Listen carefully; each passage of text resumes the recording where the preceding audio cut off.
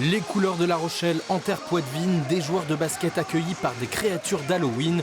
L'ambiance est particulière pour ce derby, une rencontre presque à guichet fermé, une première depuis bien longtemps.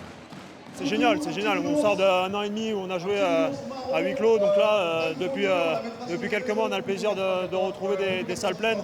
Pendant la première mi-temps, le Stade Rochelais reste au contact grâce notamment à la percussion de son meneur, l'ancien poitevin Arnaud Thinon. Mais en seconde période, les Rochelais, éprouvés physiquement, pêchent par un manque d'adresse. Beaucoup de fatigue et je pense que si on avait voulu gagner ce soir, il nous aurait fallu beaucoup plus d'adresse.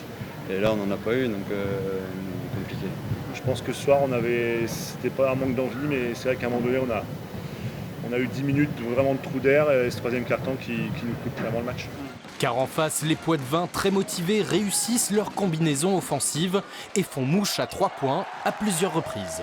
Un match complet, on arrive à creuser l'écart sur le début de deuxième mi-temps.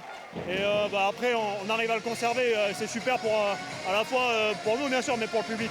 Pour cette rencontre à domicile, le PB 86 l'emporte largement sur son voisin Rochelais, 78-52, et remonte à la 2e place du classement.